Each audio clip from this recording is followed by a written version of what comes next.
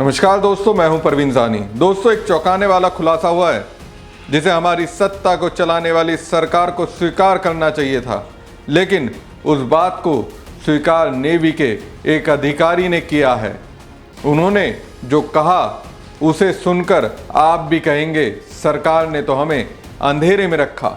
उनकी बातों से दोस्तों मुझे ऐसा लग रहा है कि ऑपरेशन सिंदूर के दौरान सरकार के फैसले के कारण सेना फंस गई थी, लेकिन एक वक्त ऐसा आया जब उन्होंने खुद फैसला लिया और पाकिस्तान की मिट्टी पलीत कर दी। और यही वजह भी है कि हम सेना को सम्मान देते हैं और सत्ता तंत्र पर विश्वास नहीं करते हैं, क्योंकि उनके फैसलों से फंसने की संभावना बढ़ती है।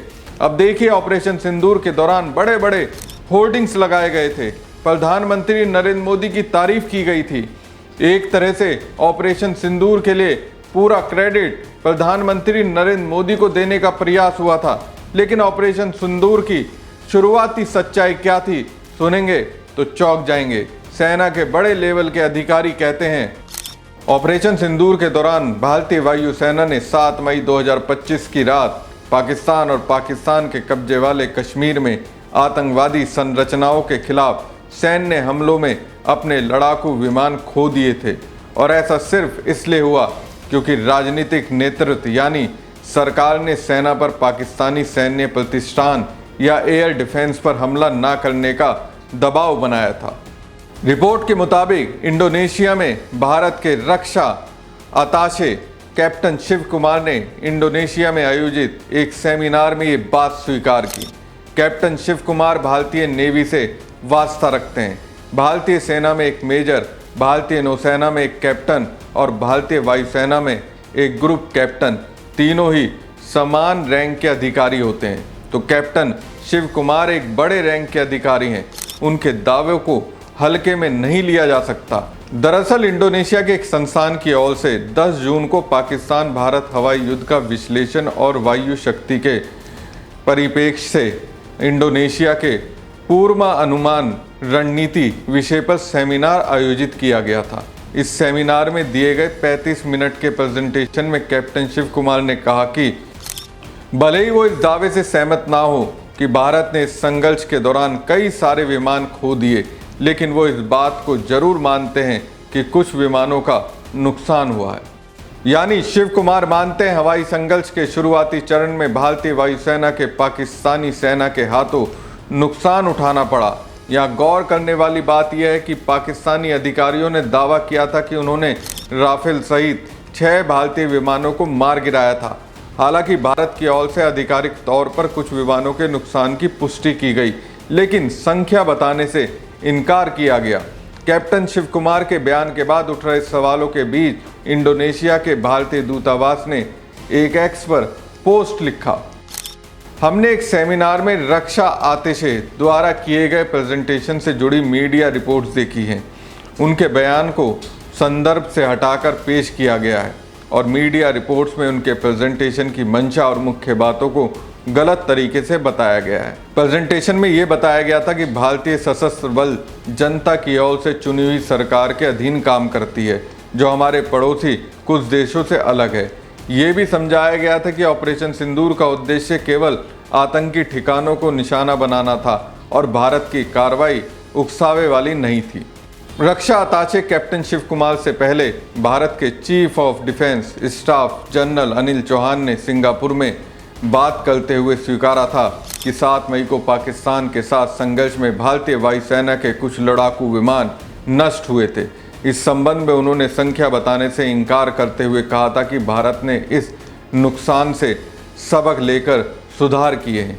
इंडोनेशिया सेमिनार में भारतीय रक्षा अताशे कैप्टन शिव कुमार ने कहा, नुकसान के बाद हमने अपनी रणनीति बदली और सैन्य ठिकानों पर हमला किया। हमने सबसे पहले दुश्मन के एयर डिफेंस को कमजोर किया और फिर ब्रह्मोस मिसाइलों के इस्तेमाल से हमारे सभी हमले आसानी से हो पाए। आइए जरा कैप्टन शिव कुमार को सुन लेते हैं। Of enemy air defense and destruction of enemy air defense is very important. As brought out by Bapa Tommy Domtomo that India lost lot of aircrafts.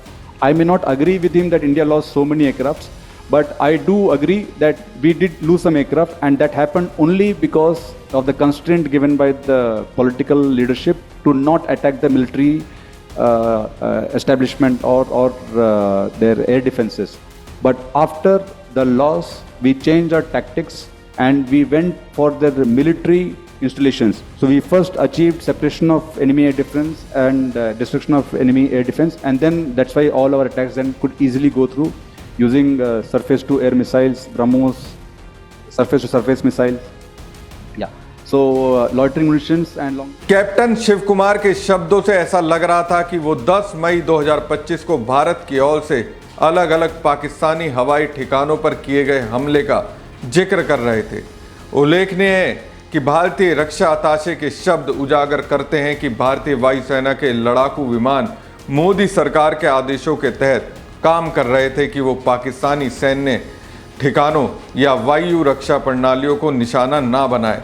सरकार की ओर से लगाया गया ये प्रतिबंध इस संघर्ष को परमाणु टकराव की ओर बढ़ने से रोकने के लिए था। इसका आधार संभवतः ये था कि यदि भारत किसी भी पाकिस्तानी सैन्य ठिकाने पर हवाई हमला नहीं करता तो पाकिस्तानी सेना भी भारतीय हवाई क्षेत्र में उड़ान भरने वाले भारतीय लड़ाकू विमानों को निशाना नहीं बनाएगी। सामरिक नुकसान को समझते हुए भारतीय सैन्य नेतृत्व ने तुरंत अपनी रणनीति में संशोधन किया, जिससे 10 मई को पाकिस्तानी लक्ष्यों को भेजने के लिए मिसाइलों का इस्तेमाल किया गया था, जिन्हें लंबी दूरी तक दागा जा सकता है। तो साफ है, कुछ तो हमारी सरकार ने गलती की होगी।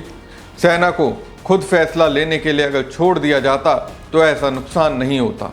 दोस्तों, डिफेंस अताशे भारतीय सशस्त्र बलों के सदस्य होते हैं। भारतीय दूतावास या भारतीय उच्चायोग में तैनात एक्सपर्ट होते हैं। इनकी विशेषज्ञता किसी क्षेत्र में होती है और अपने पद पर रहते हुए दूतावास या उच्चायोग को उस विशेष क्षेत्र से जुड़ी सलाह देते हैं। ज़रूरत पड़ने पर भारत के हितों को ध्यान में रखते हुए मदद भी करते हैं। राजनीतिक मामलों के अलग, आर्थिक मामलों के अलग, रक्षा मामलों के अलग अताशे होते हैं।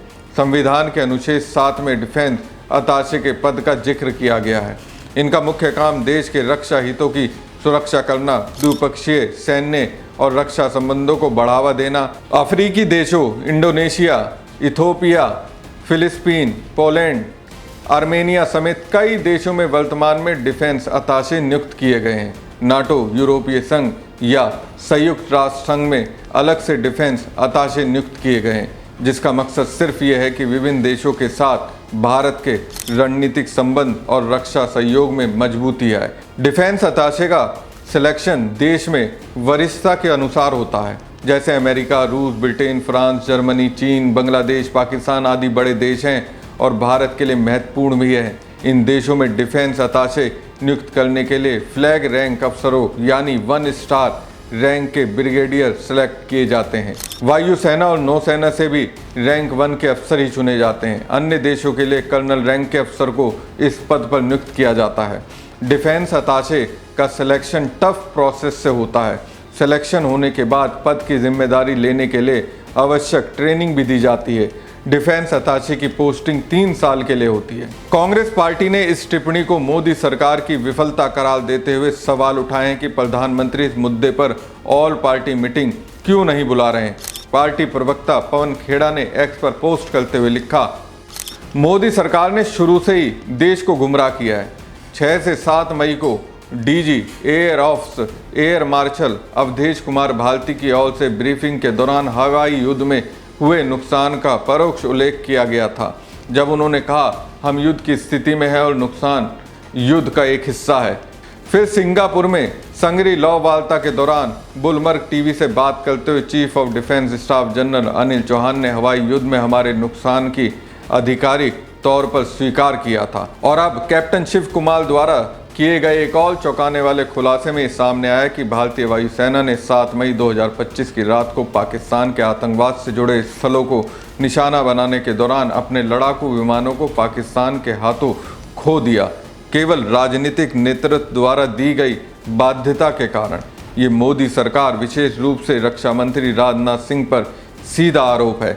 कोई आश्चर्य नहीं कि वो संसद के विशेष सत्र की हमारी मांग को महामारी की तरह टाल रहे हैं। वो जानते हैं कि उन्होंने राष्ट्रीय सुरक्षा से समझौता किया है और वो इस बात से डरे हुए हैं कि कांग्रेस पार्टी भारत के लोगों के सामने क्या उजागर करेगी।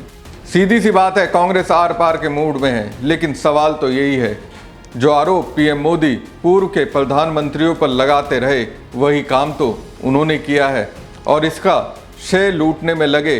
अब इसे क्या कहेंगे आप ही तय कीजिए और कमेंट बॉक्स में कमेंट कर हमें बताएं।